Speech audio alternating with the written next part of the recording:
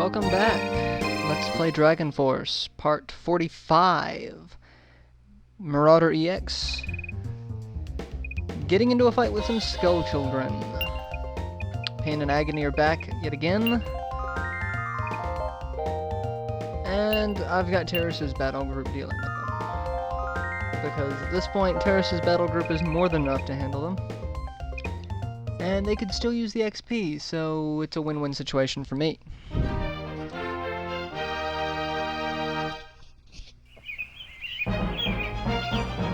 And as you can see, I'm playing a little more defensively with Terrace than I have been.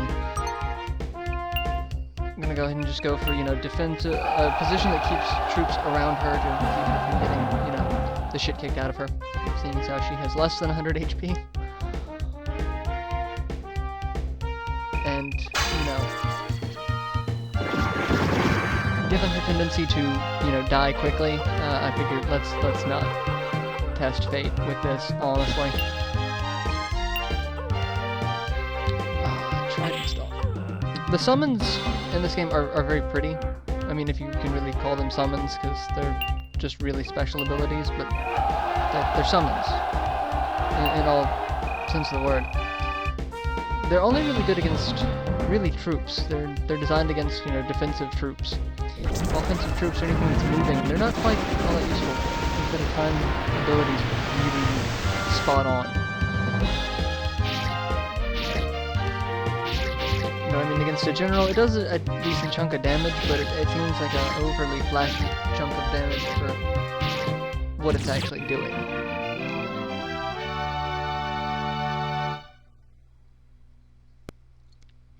Let's see. Who does it? Ogred. He needs to level. I mean, I really want to get Lone to level 10. But he's not going to enter my main battle group. As much as I love Lone, and I know you've all heard me ranting about how awesome he is. Honestly, he's not too much better than an average general, so long as you level him up. But I've got history with him, man. History.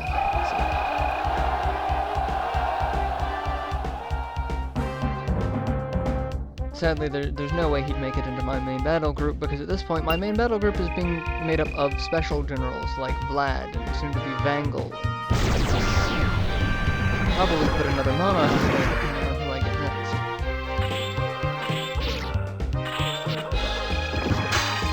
Probably not gonna happen. My Monarchs are not going to be working together until the very end. That's pretty much how I'm gonna have it set up. Now notice, I meleeed.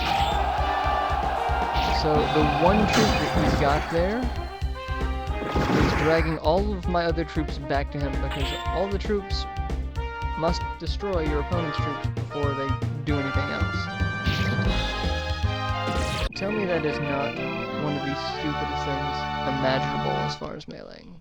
You'd think that they'd know that, oh, there's already troops near him. We don't need to walk all the way back across the battlefield. No. We're gonna do it anyway. Terrace leveled up. Ogred level up.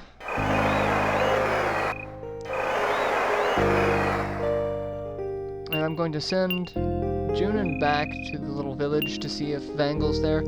So I don't remember quite the specifics once you find the Dragon Man, but once you find the Dragon Man, it all kind of, starts falling into place. And I'm being attacked by people with no troops. Sadly, I don't have too many troops myself. So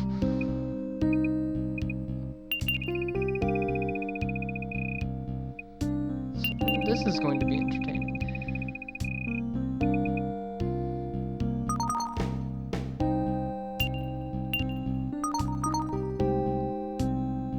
Looks like I've just kind of pissed them off. They're all after my castle.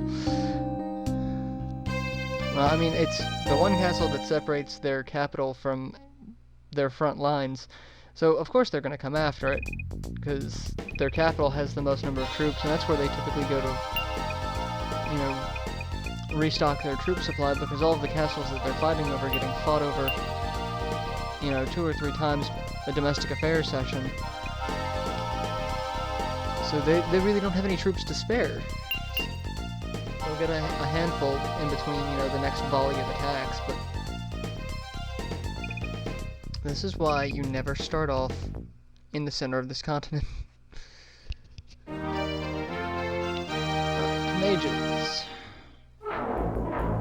versus soldiers. We know the strategy: disperse and destroy. In the meantime, I'm going to get pelted with fireballs. So to help deal with that, we're going to kill all his troops.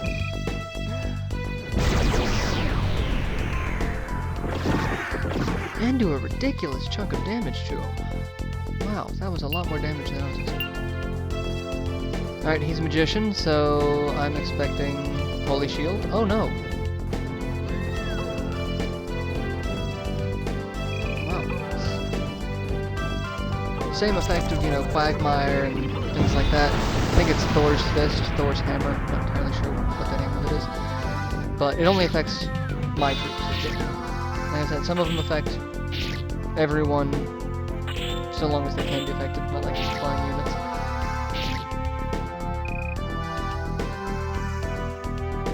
And most of these people don't have any troops. This is not really a fair fight.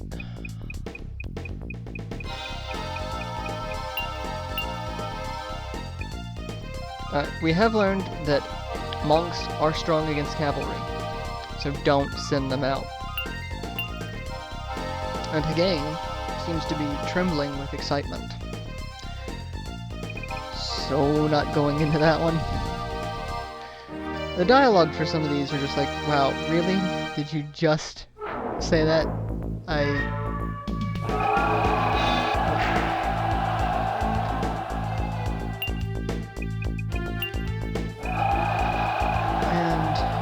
Only has him with MP for one ability, but I really don't want him to use a special ability, because it will hurt. Remember, Kid is a thief. As much as I like Kid, and as much as he's really pulled his weight through this playthrough so far,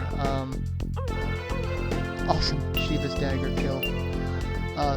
Kid is still a thief, and thieves are not frontline generals. I use Kid as a frontline general because early on you need as many generals as possible to actually, you know, get anywhere in the game.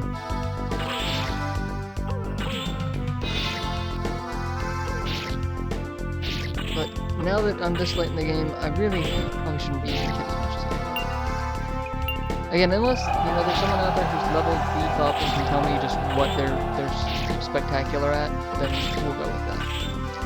Until then, I stick with my statement of, I just can't use thieves. Alright, as much as I don't want to, I'm going to go ahead and cut the video here in just a second. In the middle of the large-scale fight. So we will continue in part 46, continuing this fight of people with no troops against me. Have a good one.